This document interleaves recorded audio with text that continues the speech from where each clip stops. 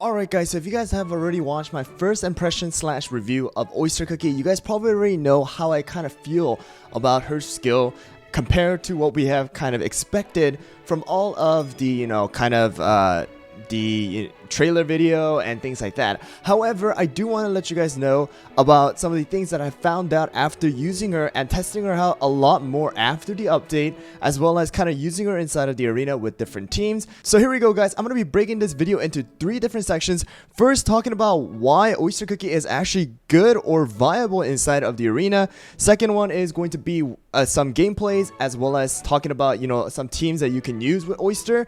And then the third one is going to be my final kind of conclusion, as well as my thoughts about Oyster Cookie, as well as the possibility of a buff coming up for her. But anyways guys, let's get right into the first section, and that is going to be about Oyster Cookie, as well as why she can be very good inside of the arena. So if you guys look closely at the toppings first, you guys are going to be able to see that it is not full Swift chocolate. So if you guys remember, Oyster Cookie has to have 18.1% extra cooldown in order for her to summon extra soldiers. So in order for her to summon total of 4 soldiers, which is going to be her max, she is going to actually need a ton of cooldown, and the exact number is going to be 54.3%. and with a maxed out jelly watch, you're still going to need a total of 24.3%. So here's the thing guys, we all thought that Oyster Cookie was going to be a very strong cookie, especially because of the damage that she did in the trailer, as well as the viability of the soldiers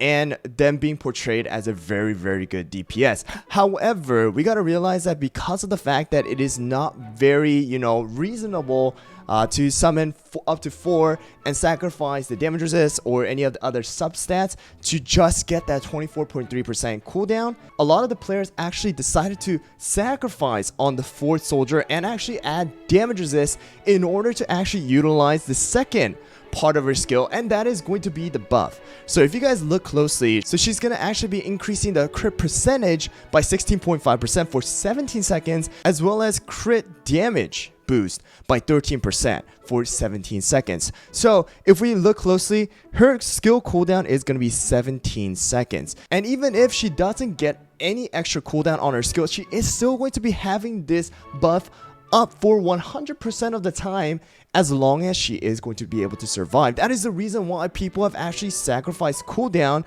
and went with damage resist. And that is the reason why with damage resist, she can actually be a very good support cookie. So first of all, I do want to give the credits to all of the players that have actually talked about this particular part of the skill. Kudos to you guys. You guys actually have gotten the very important part. And if you guys look closely, she is going to be the first and the only cookie right now who is going to be able to boost the crit damage of every single one of your cookie. So if you guys remember, there's only 2 extra landmark slash tech that is going to be increasing, and that is going to be Altar of the Fallen as well as the Lavatory, and those are the only 2 things that are going to increase the damage, and that is the reason why Oyster Cookie is going to be a great support. So once we get out of that mindset of her being the main DPS, which I personally expected her and wished her to be, she completely becomes another cookie that we can use for the team. So with that being said, let's go into the battle and let me show you guys some of the teams that I've actually used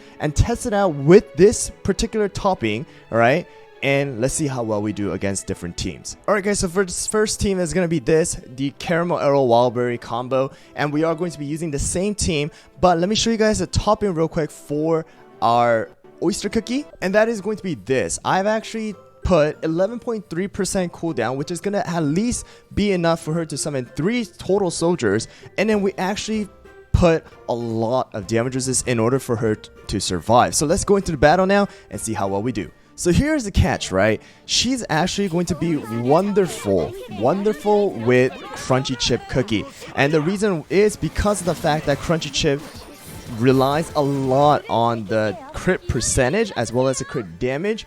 He is just going to be doing tons of damage, alright? Even if Oyster is not able to do the damage, and in which a lot of the cases she's actually going to be doing a decent amount of damage, like this right here, she's actually going to be making Crunchy Chip Cookie into actual raid boss, alright? So I do want to let you guys know about that, and I will be going over all of these different teams that I'm using right now in a separate video, so watch out for that as well. Alright guys, here we go, another team this time around with a Oyster as well as a Sorbet against a double tank comp here. Let's see how well we do.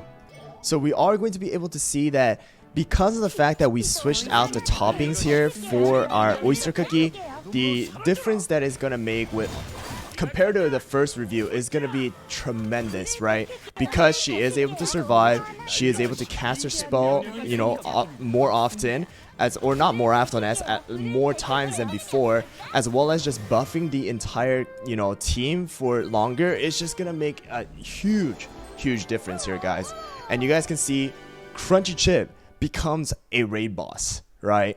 Just does so much damage. Alright, guys, so you guys just quickly saw two battles that, you know, I used with Oyster Cookie as well as two different teams, which I will also be going over in a next video, talking about the exact build of those teams. But the main topic of today's video is basically this: Oyster Cookie is not bad. Alright, she is actually really good if used in the right way. And once again, just like how I said in the beginning, if you guys skipped over that part, the reason why she is good, as well as she's a really good quote-unquote real support, is because of the fact that she does so much other stuff rather than just damage, right? So, okay, this was me, really, okay? In the beginning, when I first reviewed her, I expected her to be a damage dealer, DPS, but a lot of people actually commented, which I do give credits to these you know, viewers as well as commenter, that, you know, we gotta get out of this mindset of all the supports being a main DPS. Of course, I thought because of the fact that she is a super epic, as well as the videos, as well as the trailers, that I thought she will be a main DPS along with all the other buffs. However, because of the fact that she is able to, you know, give those crit percentage as well as crit damage boost for 17 seconds, which is almost 100%, and switching just the toppings around a little bit makes her a good support with defense, which is going to be with the soldiers, as well as buffer, as well as just side damage dealers, if you are able to keep her alive and take advantage of those damage boosts from the timer. So here is the thing: am I still kind of disappointed of how she turned out to be? Yes, that is still true because of the fact that, you know, she kind of was a hype with all the damage that was shown in the trailer video. But once again, trailer videos can be very different from how the actual gameplay is. So there is that part. Do I still think that the skill was a little bit misleading because of the amount of cooldown she required to have a total of 4 different soldiers? Yes, I still believe that it is a little misleading, and if they just changed just a little bit on the number here, I believe she's just gonna be like super good. But however, if we look at her straight with just the mindset of looking at a support cookie, what actual supports are supposed to do, then I believe she is a great cookie. And so I don't think anybody is wrong here about her being meh or mediocre as a damage cookie or as a damage dealer. But I believe that she's great as a quote-unquote real support cookie that we kind of drifted off of because of the introduction of Eclair as well as Cotton. So here's my final conclusion: I still believe that they might buff Oyster Cookie regarding the amount of cooldown she might require to make that 4th soldier. However, I don't believe that she is a completely useless or trash or, you know, this, you know, a jumble of mess. I believe that she used in the right setting, used with the right topping, can be great, and you guys definitely should watch out for her if you guys are able to pull for her as well as verse her inside of the arena.